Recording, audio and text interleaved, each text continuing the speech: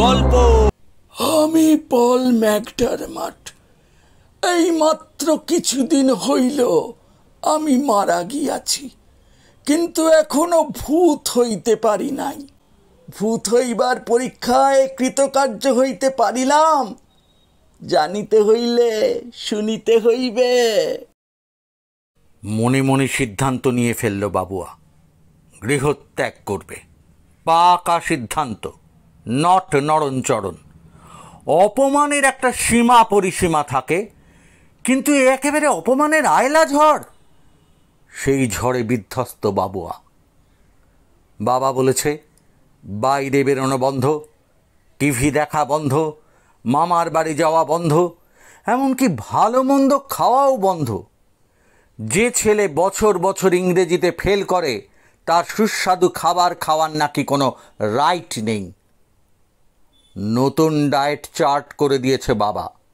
সকালে no toast, no দুধ, no মিষ্টি, শুধু ভেলি গুড় দিয়ে 2টো রুটি। দুপুরে প্লেন ভাত, ডাল আর তরকারি, নো মাছ মাংস। রাতে মুড়ি আর ভেলি গুড়। 1 বছর ভালোভাবে পড়াশোনা করো, পাশ করো, তারপর পুরনো খাবার দাবার ফিরে পাবে। দোষের মধ্যে বাবুয়া ইউনিট টেস্টগুলোতে কিছু খারাপ করেছে। প্রথমটায় 0 পেয়েছিল, দ্বিতীয়টায় 1, আর এবারে 2। হিসেব মতো তার উন্নতিই হচ্ছে, কিন্তু বাবার ধৈর্য কম। ধরেই নিয়েছে বাবুয়া মনোযোগ দিচ্ছে না ইংরেজিতে। কথাটা ঠিক নয়, চেষ্টা বাবুয়া করে, কিন্তু পরীক্ষা হলে সব ওলট পালট। মনে হয় পার্ট অফ স্পিচ 3 রকম, আর্টিকেল 8 রকম, আই উইল প্লে নিশ্চিত পাস্ট টেন্স। ঘড়ি দেখল বাবুয়া, রাত 11টা, সবাই শুয়ে পড়েছে। পা টিপে টিপে বাইরে এলো বাবুয়া। ঘরের এক কোণে ক্যারাম বোর্ড। বোর্ডটাকে দেখে একটা দীর্ঘশ্বাস ফেলল সে। গত 2 দিন বোর্ডে হাত দেয়নি, বাবার হুকুম। শেষবারের মতো বোর্ডটাকে দেখে নিল সে, তারপর মন শক্ত করে বাইরে এলো। বারান্দার দাঁড়িয়ে টিয়া পাখিটা ঘাড় গুঁজে ঘুমোচ্ছে। এক কোণে ব্যাট উইকেট। এসব যত দেখবে মন তত নরম হবে। তাই আর কোনো দিকে না তাকিয়ে সদর দরজা খুলে বাইরে বেরিয়ে এলো বাবুয়া। তারপর হন হন করে হাঁটতে থাকলো সোজা। কোথায় যাবে এখনো মনস্থির করেনি সে। একবার ভাবলো কোনো সার্কাসের দলে ঢুকে যাবে। ট্র্যাপিজের খেলা দেখাবে, শূন্যে উড়ে উড়ে ভল্ট খাবে, গ্যালারি ভর্তি দর্শক মুগ্ধ হয়ে দেখবে আর হাততালি দেবে। তারপর ভাবলো মুম্বই চলে গেলে কেমন হয়। হিন্দি ফিল্মে অভিনয় করবে, গুলি বন্দুক ঢিসুম ঢিসুম, প্রচুর টাকা পাবে, গাড়ি কিনবে, ইচ্ছে মতো রেস্টুরেন্টে খাবে। ভাবতে ভাবতে মিত্তিরদের পোড়ো বাড়িটার সামনে চলে এলো সে। অন্ধকারে বাড়িটা ছোটোখাটো টিলার মতো দাঁড়িয়ে। চারপাশে কতগুলো ঝাঁকড়া আম, জাম, বেল, লিচু গাছ। ঝিঁঝির ডাক আরও প্রবল এখানে।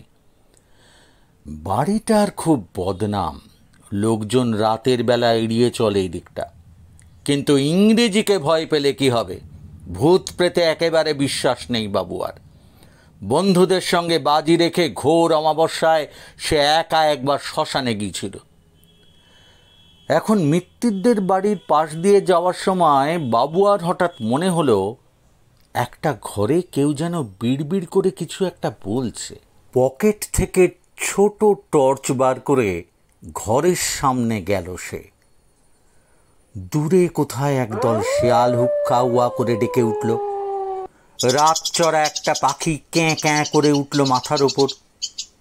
ঘরের মধ্যে নড়াচড়ার শব্দ। কেউ একজন আছে। টর্চটা জেলে বাবুয়া চিৎকার করে উঠল, কে কে ওখানে? কালো কোট প্যান্ট আর হ্যাট পরা খুব ফর্সা চেহারার মানুষ। টুপিটা সামনের দিকে আরেকটু নামিয়ে বলল, আলোতে আমার বড় প্রবলেম হয়। তুমি ভাই দয়া করিয়া আলো বন্ধ করিয়া দাও। টর্চটা নিভিয়ে বাবুয়া বলল, কিন্তু তুমি কে? কি করছো এখানে? আমি পল ম্যাকডারমট আছি। মাত্র কয়েকদিন পূর্বে মরিয়াছি। বাবুয়া বলল, আমার সঙ্গে চালাকির চেষ্টা করো না, সত্যি করে বলো তুমি কে, নাহলে এক খুশিতে। এই তো মহা প্রবলেম ভাই তোমাদের লইয়া। তোমরা আধুনিক ছেলে ছোকরারা ভূতে বিশ্বাস করো না। ইহা ইহা কিন্তু এক প্রকার অন্যায়। ভূত ভূত বলে কিছু নেই। তাহা হইলে হইবে কেন? আমি নিজে মুখে কবুল করিতেছি আমি মরিয়া গিয়াছি। আমার নশ্বর দেহ গ্রেভইয়ার্ডে কবরস্থ করা হইয়াছে। আমার পরিবার বর্গ বিস্তর কান্দিয়াছে। তার মানে তুমি বিলিতি ভূত? আমাকে এই প্রকারে তাচ্ছিল্য করিও না। ঠিক আছে, তোমাকে তাহলে সাহেব ভূত বলতে পারি? এক প্রকার বলিতে পারো, আবার নাও বলিতে পারো। এ আবার কেমন কথা? ভূত হইবার এত ঝকমারি কে জানিত? তুমি বোধহয় জানো, ভূতেরা নানা প্রকার মায়া জানে। তাহারা ইচ্ছে মতো রূপ ধারণ করিতে পারে, কখনো বাতাসে অদৃশ্য হইয়া যাইতে পারে। কিন্তু তাহার জন্য পরীক্ষায় বসিতে হয়। বড় কঠিন সে পরীক্ষা। আমি 2 বার সেই পরীক্ষায় অকৃতকার্য হইয়াছি। তোমাদের লোকাল যমরাজ বলিয়াছে, ফের অকৃতকার্য হইলে আমাকে পুনরায় মানুষ করিয়া দিবে। ভূত হইয়া যদি ভূতের বেনিফিট না পাইলাম, ইচ্ছে মতো মৎস্য চুরি করিয়া না খাইলাম, তাহা হইলে লাভ কি হইল? কেমন পরীক্ষা তোমাদের? মৌখিক পরীক্ষা। আমরা যাহাকে বলি হুড়াল। একখানা মন্ত্র আছে সিলেবাসে, সেই মন্ত্রখানা মুখস্থ বলিতে হয়। এই সেই মন্ত্র। এ তো চমৎকার মন্ত্র, তোমার মুখস্থ হয় না কেন? যদিও বাংলাদেশে আমি বেশ কিছু কালা আছি, কিছুটা বাংলা কহিতে পারি, কিন্তু এই নেটিভ ল্যাঙ্গুয়েজ এক বর্ণ পড়িতে পারি না। মুখস্থ করিব কি প্রকারে? সত্যি বটে, সমস্যার কথা। ভাই বাবুয়া, তুমি যাই হোক ব্যবস্থা একখানা করিয়া দাও। আমি তোমাকে কি করে হেল্প করবো এই ব্যাপারে? আমি বাংলা ভাষা শিক্ষা করিতে চাই। তোমাদের যে অ্যালফাবেট আছে, ও অ ক খ, তাহা আমাকে শিখাইয়া দাও। তাহা হইলে আমি মন্ত্রখানা পড়িতে পারিব। প্লিজ ভাই, প্রতিদানে তুমি যাহা গুরু দক্ষিণা চাও তাহাই দিব। ভূত হইলাম, অথচ 5টা দেশে ভ্রমণ করিতে পারিলাম না, 5 জনকে ভয় দেখাইতে পারিলাম না। তাহা হইলে ভূত জন্ম সার্থক হইবে কেমন করে? প্লিজ ভাই, তুমি না করিও না। আমি রাজি, তোমাকে পড়াবো, কিন্তু আমার একটা কাজ করে দিতে হবে। শিওর, নিশ্চয়, জরুর। আমাদের ইংরেজি স্যার সুধীর বাবু বড় কঠিন প্রশ্ন করে পরীক্ষায়, তাকে ভয় দেখিয়ে আমার নম্বর বাড়িয়ে দিতে হবে। সে তো করা যাইতেই পারে। পরীক্ষায় পাশ হইলে আমি কঙ্কাল রূপ ধারণ করিয়া উহাকে চমকাইয়া দিব। কিন্তু আমি বলি কি, সেটা একটু গর্হিত কাজ হইবে। তাহলে আমি চলি, আমার এই সামান্য উপকারটা না করলে আমি তোমাকে পড়াবো না। আরে ক্রুদ্ধ হও কেন? তোমার ভালোর জন্যই বলিতেছি, এই প্রকারে নম্বর বাড়াইলে তুমি নিজে মস্ত ফাঁকিতে পড়িয়া যাইবে, তখন অনুশোচনার অন্ত থাকিবে না।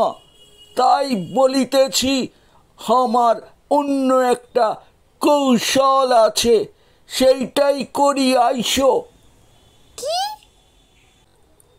আমি তোমাকে ইংরাজি শিক্ষা দিব, তাহাতে তুমি সহজেই পরীক্ষার বৈতরণী পার হইতে পারিবে। ইংরেজি বড় জটিল সাবজেক্ট, আর সুধীরবাবু সেই কুটিল বিষয়ে জটিল প্রশ্ন করে, ও আমার দ্বারা হবে না সাহেব। নিশ্চয়ই হইবে, অফকোর্স হইবে, জরুর হইবে। তবে এক বিশেষ পদ্ধতি অবলম্বন করিতে হইবে। ভূত যদি কোনো মানুষকে কোনো বিষয়ে পাঠদান করে এবং সেই মনুষ্য যদি শীর্ষাসন অবস্থায় এক চোখ বন্ধ এবং এক চোখ খোলা রাখিয়া সেই পাঠ শ্রবণ করে, তবে ভৌতিক জাদু বলে সেই মনুষ্য খুব শীঘ্র পাণ্ডিত্য লাভ করে। তুমি কি শীর্ষাসন করিতে পারো? কোনোদিন করিনি, তবে মনে হয় চেষ্টা করলে পেরে যাব। কিন্তু সাহেব, একটা কথা। বেশ, তবে আর চিন্তা নাই, তাহা হইলে অদ্য হইতেই শুরু করিয়া দাও প্র্যাকটিস। কিন্তু সাহেব, একটা কথা, পরিপূর্ণ ভূত হয়ে তুমি যখন ভালো ভালো খাবার চুরি করবে, তখন আমাকে কিছু ভাগ দিও। আমার খিদে একটু বেশি, কিন্তু এখন বেশ কিছুদিন আমাকে গুড় রুটি মুড়ি খেয়ে কাটাতে হবে। নিশ্চয়, জরুর, শিওর, ইহাতে কোনো অপরাধ নাই। পরদিন থেকে হালচাল বদলে গেল বাবুয়ার। সারাদিন বাড়ির মধ্যে থাকে, কথাবার্তা কম বলে, মাঝে মাঝে দেখা যায় শীর্ষাসন করার চেষ্টা করছে। সন্ধ্যের পর হঠাৎ একটু ঘুরে আসছি বলে কোথায় যেন যায়। বাবুয়ার মা ভাবেন ছেলে সারাদিন পড়াশোনার পর একটু হাওয়া খেতে যাচ্ছে। কিছুদিন এভাবে চলার পর ছেলের মতি ফিরেছে ভেবে বাবা পুরনো খাবার দাবার বহাল করলেন। কিন্তু এবার বেঁকে বসল বাবুয়া। অ্যানুয়াল পরীক্ষা পর্যন্ত সে গুড় রুটি চালিয়ে যাবে। মা গায়ে মাথায় হাত বুলিয়ে বোঝালেন, কিন্তু বাবুয়ার এক গোঁ, আগে পাস তারপর। অ্যানুয়াল পরীক্ষার রেজাল্ট বেরোতে সবাই তাজ্জব। ইংরেজিতে বাবুয়া ফার্স্ট, ক্লাস শুদ্ধ হইচই।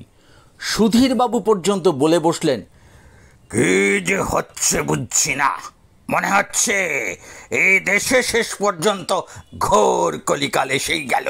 বাবুয়া, তুই কারো নকল করিসনি তো? বাবুয়া চোস্ত ইংরেজিতে উত্তর দিল, No sir, I hate copying.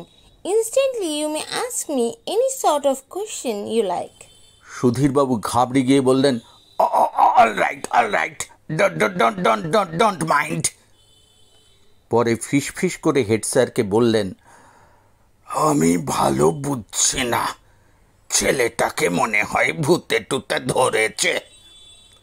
বাবুয়া তখন মার্কশিট নিয়ে সোজা মিত্তিরদের পোড়ো বাড়িতে, যেখানে তার জন্য থরে থরে সাজানো পোলাও, কালিয়া, কোপ্তা, মন্ডা মিঠাই, আইসক্রিম, আরও কত কি।